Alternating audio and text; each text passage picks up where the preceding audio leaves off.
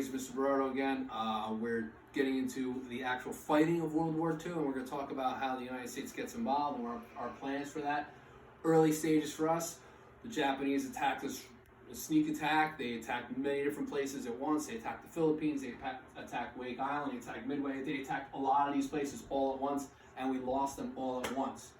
Most of the land that we got from expanding out across that we talked about really early on in the beginning of the year, we lost. So we don't have the Pacific Ocean is really not our best spot. There's a real fear and a legitimate fear that the Japanese were going to invade Hawaii and we were going to lose Hawaii as well. So people were a little bit afraid of that going to happen.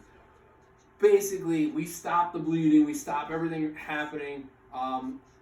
We stopped the Japanese from getting a lot of our land, or more land, and we kind of just say, all right, that's enough. We're going to have this plan to make sure that we just basically stop the Japanese in their tracks.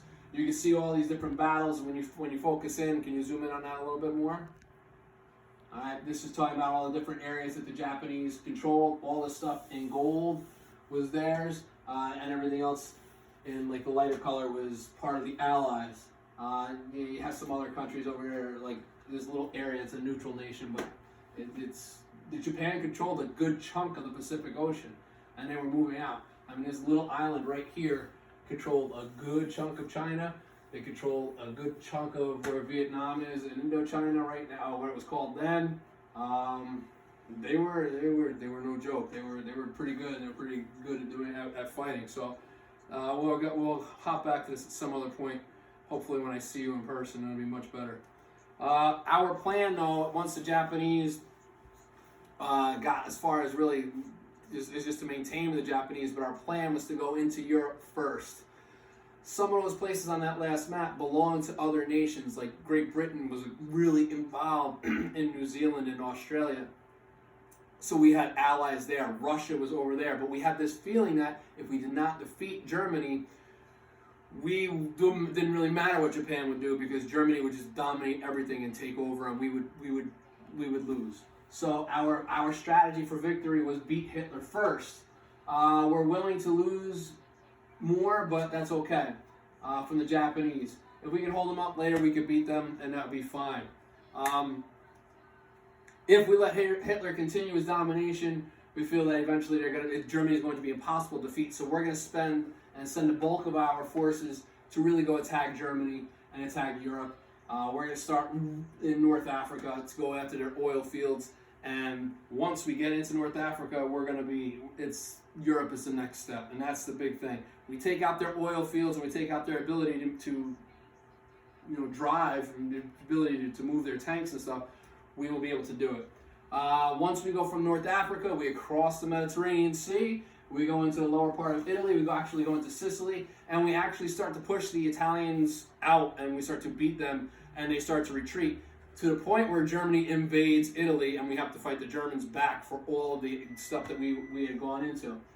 Our next goal is to liberate France, and this is going to start on June 6, 1944. This is a day called D-Day. D-Day means Decision Day, and this is it's the biggest, largest amphibious assault in the history of mankind.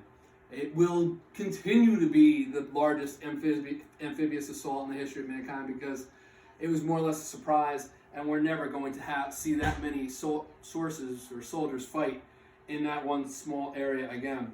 4,000 ships are going to cross that English Channel, like we saw with Dunkirk. How they're going to, how we took all our soldiers off of the continent of Europe. We're going to send soldiers back. The night before, our paratroopers are going to jump into France, and they're going to try and seize bridges, and they're just going to cause all sorts of destruction. I mean, like 75,000 of them, or somewhere around 100,000 of them, are going to jump in to Europe, and they're going to cause all sorts of destruction and just chaos. There's so much more I could really give you on this. This is just a picture of after the battle was done. There's a couple of videos I want you to see. And there's like just people talking about D-Day. There's something about the America, the story of us. But this is afterwards. We can see tanks and stuff. Before this picture, there was bodies. There was people. It it was blood, guts, gore. It was really bad. They had, like, this is the picture of men going out from a landing craft. Basically, they would come up, they would sail up to the beach, the landing craft doors would open, and the men would run out. In between that, the Germans would be firing machine guns at them and, you know, killing men coming out as they were coming out. Our Navy ships and our bombers just bombed the heck out of them for 24 hours prior, and just kept going and going and going. We tried to soften them up as much as we could. The Germans weren't really expecting an attack. They held a lot of their Panzer tanks and a lot of their Tiger tanks in reserve, and they just weren't expecting us to attack where we attacked. Even when they said, hey, they called Germany, they called their commanding officers, we're under attack, and they're like, nah, it's not that big a deal. Well, they were wrong. They were definitely wrong. It was a major, major battle. This is our plan. We're coming across from Great Britain. We're meeting in a place right in the English Channel. They call it Piccadilly Circus, which is a place in England if you didn't know that. Then we're going to go from there. We're going to spork out into five different beachheads: Utah, Omaha, Gold, Juneau, and Sword. Those are our beaches. These are Omaha Beach is really one of the it's one of the most horrific battles in the history of mankind, especially history of modern warfare. So there's a lot of stuff going on there. You can see our planes going through here and just dropping bombs and bombing the heck out of them. And it really is, it's a massacre on both sides. A lot of people get killed. So we see somewhere around, oh my goodness, I think it was, I saw it today, I think they said 24,000 Americans or 2,400 Americans. I'm not exactly sure off the top of my head because a lot of stuff has happened today and the numbers aren't really there. So we're seeing a huge amount of people are going in on all sides. This is a bloodbath. There is death and destruction and mayhem going on for a solid 18 to 19 hours of just battle. It's bad. It's really bad. This is a cemetery that you see of all the people that died either at the beach or at D-Day plus 1, 2, 3, 4, 5, a couple days after D-Day, up to the liberation of France. We're probably never going to see another assault like this simply because this was really secret. I mean, they were secret. We built this whole entire secret army, and we made it out of like inflatable, like parade balloons. And we made tanks, and we made planes, and we made them just fake. And we threw the Germans off, and then we came in and we did our attack from someplace else.